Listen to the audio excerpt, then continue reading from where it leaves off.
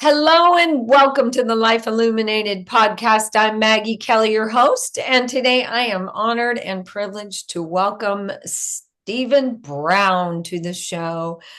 Stephen is a Hello. Stephen's a muse for hire and Correct. uses mental cartography. So, wow, I'm excited to have this conversation because I don't have a clue what you do. So, fire away. Let us know. Well, I'm a muse for hire, so I work with people to work through different problems. Typically, it's usually problems you don't know what the problem is. So musing and mental cartography is about kind of understanding what's going on at a deeper level, using different techniques of mapping and restructuring the things you already know. So mental cartography is literally the study of map making and creating like maps, which is actually about translating one form of understanding into another. So it's about understanding depths and values and different things, and then translating that into a piece of material that other people can then use and understand without too much effort. And that's what I think mental cartography is about. Is about taking our ideas or our thoughts and using the things we already know to break down the ideas we don't know. And that's what really is about. Like musing is about understanding the things that aren't being understood at the time or revealing the truths of a situation. Mostly in human behavior. That's where a lot of our truths lie. But we can use outside truths to understand ourselves better. And I think that's where the nexus of my work is. It's about taking things in this world that are true and understood, applying them to humanity, and then seeing what other truths we discover through that. All right, so give me an example. Okay. The example I use in my book is for mental cartography is the fire triangle. The fire triangle is a concept in firefighting. Have you ever heard? You know what it is? Well, there are three elements that keep a fire going. There's oxygen, heat, and fuel. If you can remove any one of those, you can stop a fire. So if you can remove its fuel source, you can remove its oxygen, or you can remove the heat, you can stop a fire. So that's a true concept in the world. So if we take that and then we can apply that to humanity. Okay, so if you and your two best friends are out and you're on fire, which of you is the heat? Which of you is the oxygen? Which of you is the fuel? Or if you want to do a story with three different, what sides, what are three sides to a story that would be interesting and dynamic to you? Or are there three concepts in your life that are equally powerful that are all connected? So it's taking one truth that from the outside world and then using it to explore yourself, your creativity, or anything else you want to explore with it.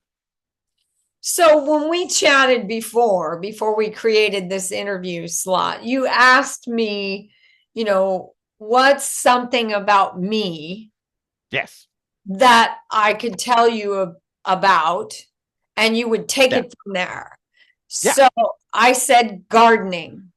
Gardening. Yes. Let's use So, that. well, because mental cartography is best used in a couple. So, what is like gardening and something else? What's another obsession of yours? Something that you do a lot that you spend a lot of time thinking about or wondering about? Energy. Energy. Okay. Energy. Gardening and energy. Yeah. Perfect. So you can take those two ideas, kind of circle through the truths you know about them, and then kind of combine them together to see if there's any truths or questions you can discover that learn about you. Okay. So what kind of energy is required? What kind of energy do you feel when you're gardening? Nature. Uh a connection to all that is. Uh, Right. So that gives you, is it about, and that energy comes from planting something, waiting through the period, and then seeing it grow. So are there other things in your life that you want to take that gardening energy and translate it to? So what's something else where you plant a small idea, watch as it grows, and then eventually harvest it? oh, it's Are pretty there much any other? everything, really. It's Right. pretty much everything. Yeah, because you know the energy that you want in your life, and you've slowly taken that energy and translated it. You're already working on the self-aware things the processes. That's why you are where you are, is because you're very aware of your energy and you're already connecting the dots that we naturally connect. But Yeah, yeah, gardening requires patience, trust, respect. trust. Ooh, what do you ooh, let's what are you trusting? I'm trusting that I'm going to plant the seed and it's going to come to fruition or not. And it's really not up to me. I don't plant the seed and then go back out there and dig it up to see if it's growing. Right. So you have to trust in are you trusting in the process? Are you trusting in your seeds? Are you trusting in your soil? You have to trust. There's so many things that you have to trust in to All grow. That's another and great lesson. nature and Yes. spirit and all of it. So if we take that idea and translate that to life, okay, there are instances where you have to leave things alone and you have to trust in the system and not bug them all the time. That's one lesson you just translated from gardening to life, just by like thinking about the process that you go through and the things that work in that, because that's what it's really about. It's musing is about understanding truths. And in my world, truth is anything that is the reason something works or doesn't work. So the fire triangle is a truth. Like you planting the harvesting process is a truth. But you can translate that to other things and take those things apart to discover what the inner workings are. That's pretty cool. That's pretty Yeah. cool because So go ahead. well, so the way I would work with other people is I would get what their obsessions are. What are your things away from work? What do you think about when you're not working? Because those truths are already in so many people about like, oh, this is a race car driver or a football player or this person's into chess. You can take the truths that they're already using every day and then help them just adjust slightly and like, okay, well, let's look at your relationship as if it's a chess game. Okay. Are you on defense right now or offense? Do you know Mm, where all your pieces are? Do you know how you got into this situation? What's your end game? It's about like, yeah, so it's about finding the vocabulary that someone already has in their life and then using that to show them what's going on. right. It's beautiful. I mean, it's Yeah. it's it's very relatable. It's easy to understand and it makes perfect sense. It requires a little bit of research on my part because there's a lot of topics that I'm not fully aware of. Ah, Like, I don't know a huge amount about gardening, but so if you were my client, I would do some research on gardening. I would do some research on energy before we met. So I I had some basis of the things that are, because as a muse, it has to be interesting to me too. ah, Because inspiration creates inspiration. The goal is to inspire both people involved when you're musing, is because I just want to create. I don't want to take the things that I create and make something out of it because that's hard and that's difficult. But I want to help other people create things for them and then go take this. Yes. Write a book about it or a song or a sonnet or make a piece of art. Oh, I love inspiring art. I think there's so many pieces of art that have been inspired by their art. It's just, to me, mm, that's the best. hmm. Yeah. Well, so what kind of awareness techniques do you use? Ooh, well, there's two kinds of awareness that we focus on. There's self-awareness and situational awareness, and I think they're both equally important. So self-awareness is really about like taking your topics and then digging into yourself. Like I have a bunch of little techniques of like mirror technique of like watching what you're doing, or um, like I call one of them is a flashlight technique. If you just turn off all the lights in your apartment and or any space and take a flashlight and just shine it on a small section of your area, what does just that section tell you about yourself? What if you read that and someone if you saw that in someone else's apartment, what would that tell you about you as a person? And I think because people kind of build things around them and then just leave it there. Like you have things around you, but you don't realize you're creating tells about yourself in your environment all the time. You're creating the environment your body responds to. So if you can learn to read the environment around you, you can tell what you're going through, how you're feeling, and what makes you comfortable or not. And then once you learn what responds to you, you can then take those and then go into other people's spaces and read their space as well and see what they're like presenting, how they're presenting themselves to the world, how they're carrying everything. Yeah, that's very And true. it's little things that we show the world who we are and how we want to be handled. It's just the world isn't trained enough to pick up on the signals we give off. And so Mm. I want to try and help people, individuals, learn the little things, find ways that they can be helped. So the way in which you help individuals is, do you do one-on-one sessions, or are you more about the live work, or both? Both. Yeah. I do one-on-one work with people, which is very, very rewarding. But I also do the group sessions. I do hosting. I do a thing called a Rumble Pit, which I love, which is I get 6 different people from 6 environments and I get 6 topics from them. And then my team and I write up 6 questions that try and intersect their things they know and get those 2 people to start the questions off. So it's like one of our Rumble Pits, we discussed about the rise of mocktails in society. Uh, yeah, It- mocktails versus like the social contract because I had 2 people who were sober but loved mocktails, and 2 people who were like one person who was like alcohol advocate. And so we discussed like the differences, and it's like in the concepts that come out of that are very interesting, but they're also very personal observations. But the more personal is there's always someone else who thinks the same way you do. You just may not be have access to them. Mhm. So it's Is about there a intersecting particular, ideas. yeah, is there a particular reason for the number six, or 6 people and 6 questions? Um, I wrote an original book with years ago with a friend of mine, and the book was we came up with questions, and it was called Name Six. And the concept was Name Six because we created these questions to get people to dive into themselves a little bit. So this is the kind of the origin of it.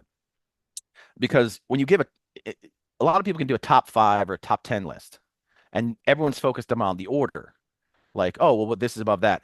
It doesn't matter. Just name. So the questions we would ask, like, name 6 times you felt betrayed, or name 6 things that bring you joy. And almost all the time, people can get name 3 or 4, but it's those fifth and sixth ones. That's where you really dig into things, and that's where you actually get to some unique ideas. And that's where like just that number has always been kind of and 6 by 6 just seems nice, and it actually looks good on a screen because there'll Uh-huh. be me and my sergeant at arms and then 6 people, and it's like the octo box of 8. Aha. Okay. Interesting.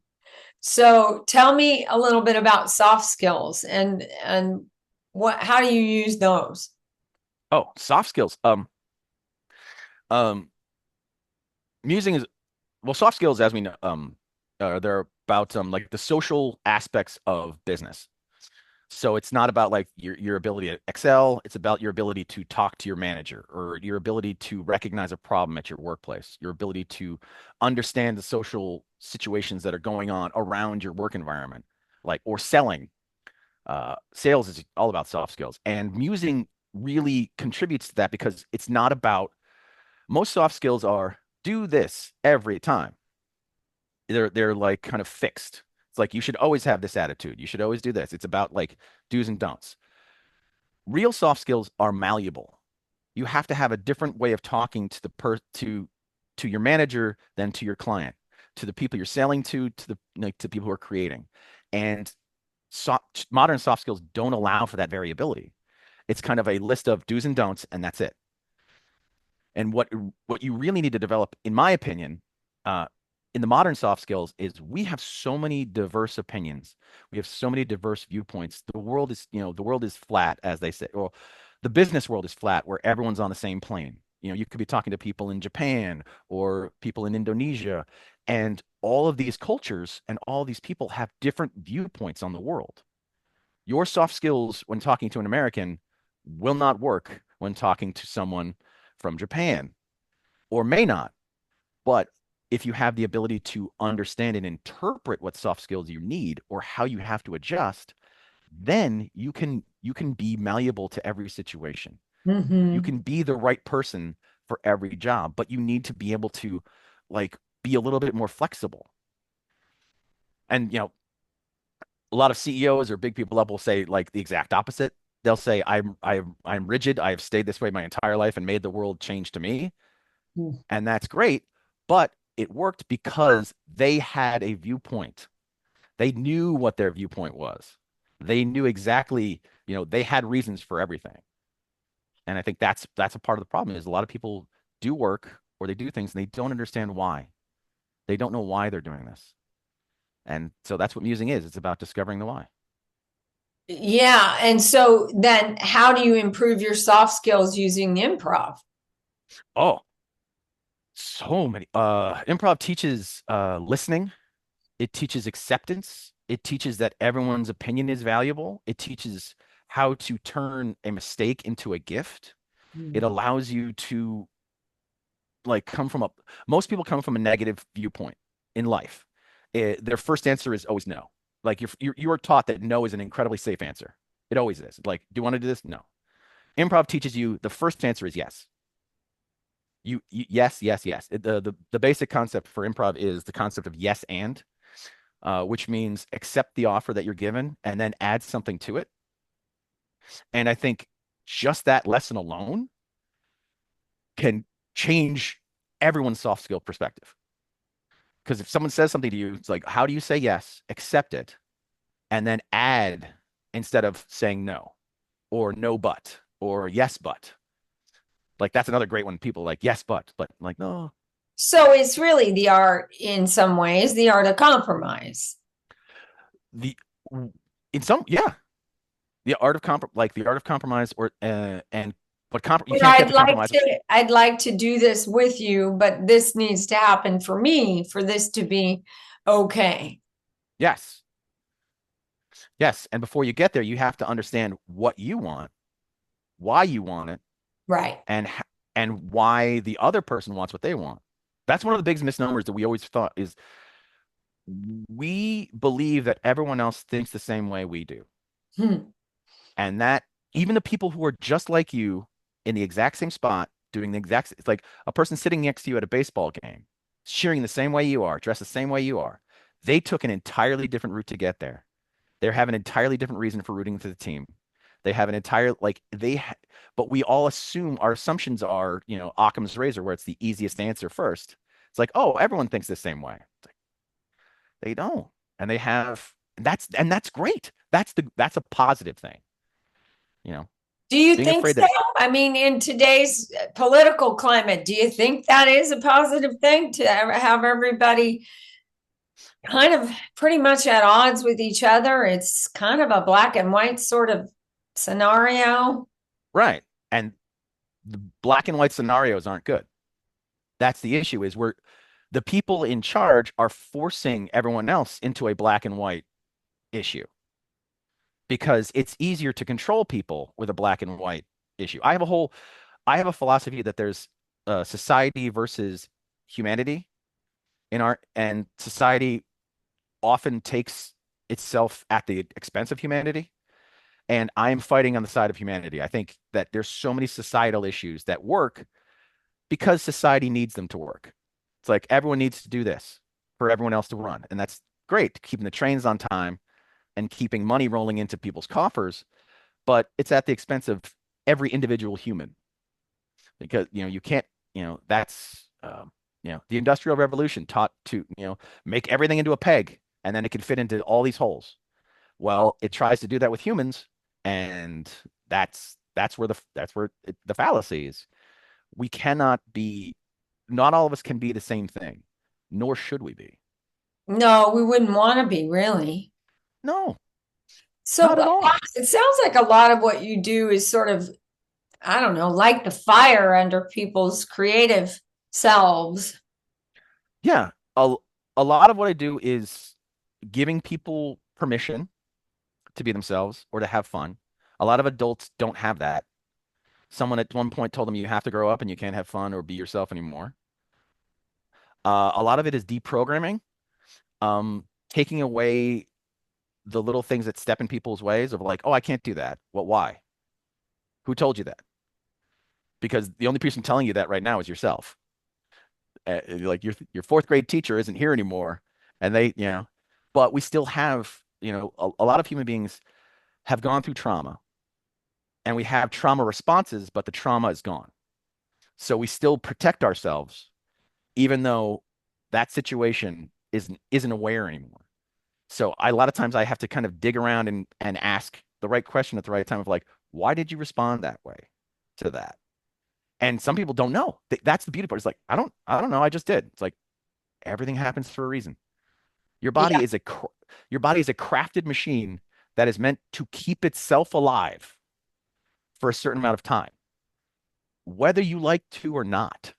Your body will function to keep. I mean, sometimes it creates broken connections. Like if you have a bad hip on one side, what will happen is your body will compensate and you will get pulled off because it's not thinking I need to walk right. It's thinking I just need to walk. And then by the end you're like, "Oh, my shoulder hurts because it's connected to this hip, which is going that way." And the same things happen in our minds that happen in our body is we'll have these weird connections that get flipped once and then suddenly we're thinking strange and hobbling down the street, but we can't see it because it's not on the outside, it's not on the outside, it's on the inside. So are you suggesting those are some of the roadblocks that people are hitting on their creative journey? It's Yes. just sort of that automatic way of responding, or even it's not even responding, it's reacting, right? Yes.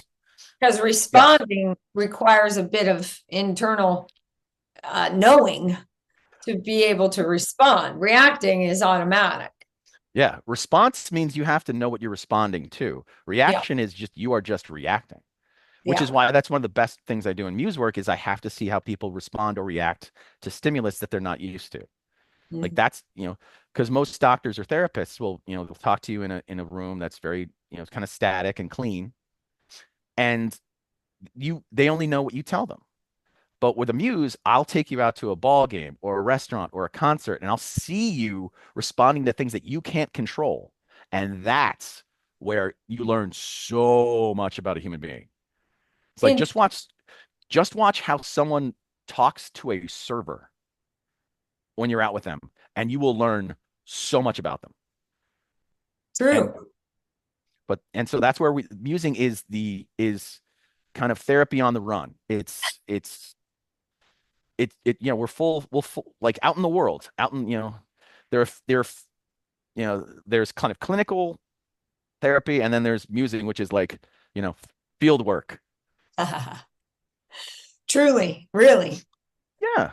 And how did And you get into this world? I I did it to myself. Uh I was um I'm neurodivergent. Uh what do they call it? Diagnosed with ADD when I was like 5. Back in those days, they just had, all they had was a, medication and shame, and I don't use any anymore. Uh, but I grew up not like having this fast brain and not knowing what I'm supposed to do, and I came out to Hollywood. I tried to be a screenwriter for 20 years. But I realized I was more about the idea generation than about like the actual like hustle, because Hollywood is really about being fake and kind of doing what you think people want. And that was just always counterintuitive to me. So then I took a time, I got out of that because there's no work-life balance. And I got into corporate for a few years, and I was doing project management. And I realized it's the same thing. It's the same like blocked up visage, and like there were so many like there's a lot of shady things that happen in corporate a little bit. The same as entertainment. It's like, oh, if nobody knows, it doesn't matter. And that just wasn't conducive to me. And so I left my corporate job and I took a month or two to just really analyze what I liked, what skills I had, what I wanted to do, and I kind of mused myself and I figured out I want I have an ability to talk to people, I have an ability to translate ideas, and I have ability to generate thought in myself and other people that is a little different than no one else is doing. And so one I was out with a friend of mine and he said, "You seem like a muse for a muse for hire." I'm like, "That's it. There it is." And so I've kind of did some research on what muses were and how they worked, and like that's what I wanted to do. It's a creative because originally the muses of antiquity were nine beautiful goddesses who gifted mortals with inspiration. But it was inspiration in technology and math and science and art and all these different things. And then in the Renaissances, the different Renaissance or the Age of Enlightenment, muses actually became like artists who helped, who were smaller artists who helped bigger artists work. And like some would be like sculptors or models or different things, and they were all creative in their own mind, but they helped other people be creative. That was their goal, and I felt like that was me. That's what I care about. I do not care about becoming a famous artist, but I would love to help the next famous artist become huge. You know, as my father used to say, I don't want to be the king, I want to be the king maker.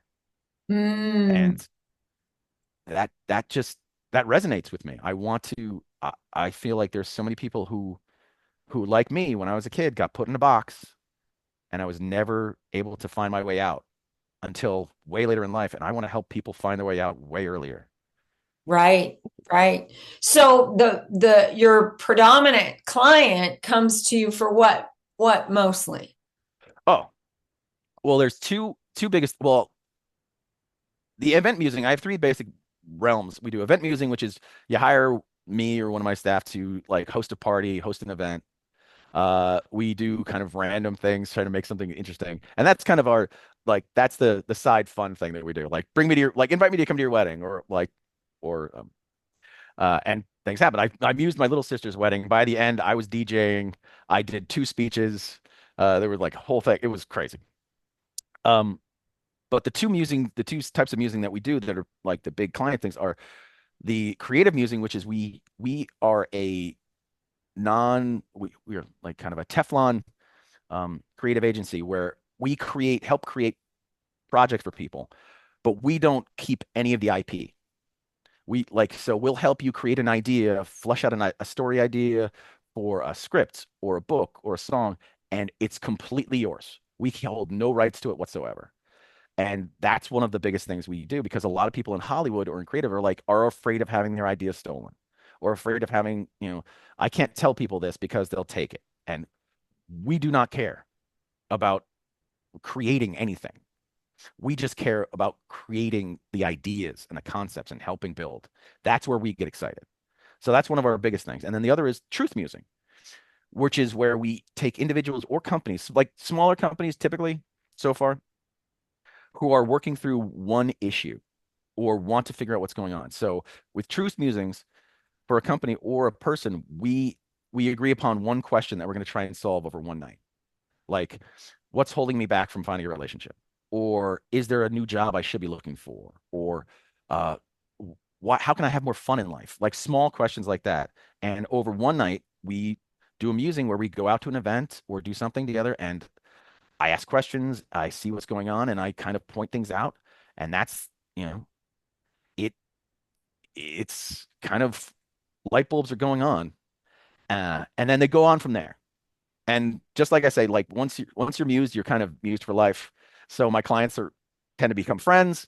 And from that, I meet a lot of interesting people in a lot of different creative fields. And then my goal is to eventually create a nexus where all these people can interact with each other in different ways. It's like, this story, you know what this story needs? It needs some great ideas about like house building and carpentry. I happen to know two great carpenters. Get them a drink, you can have a conversation, you can, take some contracting stuff and mold it into this. Oh, and I just love that idea of connecting creative minds that would otherwise not have known each other. That's wonderful. Yeah, it's highly needed. Now, are you still in the LA area? Yes, that is Okay, my this is my playground. home base.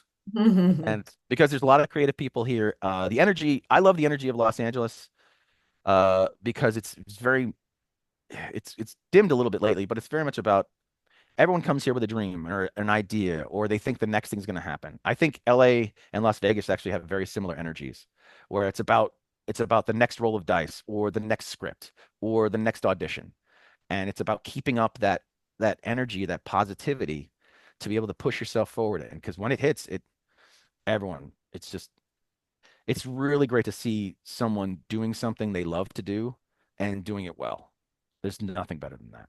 No, there isn't. I mean, because I spend my days working with people who feel stuck and not sure what the next step is for them in their lives or their jobs or their relationships. Yeah.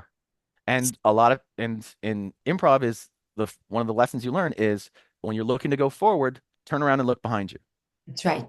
See where you've been, see what was good, what was bad, what wasn't, and then see if you can affect, they say doing good improv is walking backward, walking backward through a cornfield where you don't know what you're going to come out to until you don't know what you have until you're past it. Interesting. I like that. Yeah. Yeah. So you have sort of three different facets of what you do, Yes. and you do all of them sort of like a juggling act, I imagine. In some ways, I mean, we're not as active as we want to be, so I don't have clients on top of each other yet. Yeah. But yeah, it's my mind is built to not do one thing all the time. And I think a lot of people's minds are like that. So instead of fighting against it, I'm trying to ride with it.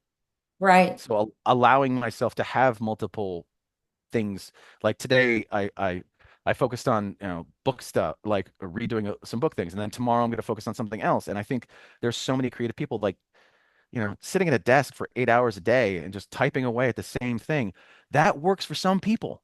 That's the thing. It's some people are built for that and they're perfect for it. But believing that everyone's built for that is no, no. So what advice would you leave our listeners with so they can Oh. live a life illuminated? Um, the biggest one, the one I keep running into, is um, fight against shame. This is the one I'm hammering on these days. The biggest, as they say, the biggest. Do you know what the biggest fear they say in the world is? Is public speaking. Yes. Some people say public speaking is the greatest fear. Death is number two. Public speaking isn't actually the greatest fear because no one's afraid of speaking in public. They're afraid of speaking in public badly and being shamed for it. So the greatest fear in the world is actually shame. So if you can reduce your shame sources, Mm. you will have a far better life. First, realize not everyone in the world should like you. They shouldn't. There are bad people in this world that shouldn't be fans of yours. And once you acknowledge that not everyone should like you, there will people who won't like you no matter what you do. And so them shaming you has nothing to do with you. So reduce your shame sources to the few people that you care about in your life that have your best interests in heart and allow them to correct you, allow them to give you give you notes. But everyone else, no, what they think doesn't matter. It like their shame is about them trying to exude their power over a world that they have no power in. Mm. Them trying to shame you. They're Mm. trying to put power on you. Don't allow it. Allow the few people who know what you want, know what you're doing, and know how you want to do it. Let them correct you. Let them provide, a little shame when you need it. Because sometimes, yes, if you do something shameful, you should feel shame. But if you don't do anything shameful, in your opinion, you should never have to feel shame, ever. But Nice. you walk out in a shirt and like, oh, it's dumb. It's like that has nothing to do with me. That's your opinion, buddy. I like my shirt. Yes, yes. But people want to exude their control because they want the world to look the way they want it to be for their comfort. And that, you know, I, there's a reason I'm not in the catering business because I don't cater to people. I'm a muse. Yeah. Well, how can people find you? Ah, right now I have a website called thebarstooltheories.com. That is where all of my kind of work comes through. I'm hopefully working on some other avenues, but yeah, the barstooltheories.com. It has descriptions of my different exercises and different things. It has my books. My two books are available on there. And it also has a way for you to get a no obligation consultation call for a free consultation to just talk to me to find out if there's something we can do to help. Because one of the things is we never take on a client we don't think we can help. We don't just take money. That's not our goal. If we have a conversation, a half-hour conversation, and we solve the problem in it, that's it. You're done. You know, if we find out, yeah, you should just try this. And then, but sometimes people just need to have that open conversation with someone that's there to help them without judgment. Because understanding without judgment is really what a muse's job is. Nice. Beautiful. I love it. I love it. It's so different from anything I've ever come across. It's really, really cool. And that's the point is there can be so many different things that Yeah, humans can do. We just need to step out of the boxes that we've been put in. that's right. That's right. And I think it's even more fascinating that you love LA and this is where you've chosen to make your base because to me, LA seems like such a difficult market to break into for much of anything. Right, right. Because people view it as a market. Yeah, Like that's yeah, the issue. It's like the LA market. It's like, no, yeah, don't view it as an LA market. View it as the LA culture or the LA vibe, the LA understanding. Because right. LA isn't, well, first off, LA isn't one place. It's like 20 different neighborhoods all smashed together. Yeah, That's the issue with like, New York hates LA and or San Francisco hates LA too. Like New York and LA have their own rivalry. San Francisco, there's a vibe in San Francisco. Everyone in San Francisco hates LA. Everyone in LA loves San Francisco. They're like, oh, it's great. The wine country. I'll go up there. I love that. People in LA don't really have rivalries with other cities because they're busy hating other sections of LA. It's like people on the west side. It's like, oh, I'm not going to Los Feliz. I ain't driving over there. Oh no. Then like people on the east side are like, oh, I don't cross the 405. I don't go that way because LA has its like you are your neighborhood in a hmm, lot of ways, and like New York has the same way. Boroughs hating other boroughs is like, I ain't driving out to Queens. Who's going there? Why? Or Long Island. I don't step a foot on Long Island. Like I know like, but it's yeah. Thinking of something as the market is kind of a you're setting yourself up for failure because well, again, it puts you in a box. It puts it all in yeah, a box, which is the point of what you do is to take us out of the box. So it would yeah, never work to be a market. no, Yeah, no. yeah, I get it. It's a Yeah, puppet show. It's more yeah. Oh boy. everyone's dangling from strings. Yes, yes. Well, this has been really fun. I really Oh, appreciate your time. thank you so much for having me on. And this has been wonderful. Yeah, and I hope to talk to you again soon. Yes, I'll have to come down for a meditation at some point. Oh, please. Yes. Or an energy healing, even better. Oh, absolutely. Oh, I would love an energy healing. I just did Uh-huh. I had a friend who runs sound baths and I did one Oh, of nice. those so just connecting the body and mind through like just experience around us. That's beautiful. And Yeah, I love everything you do. yeah, so do I. I'll talk to you again, I hope. Yeah,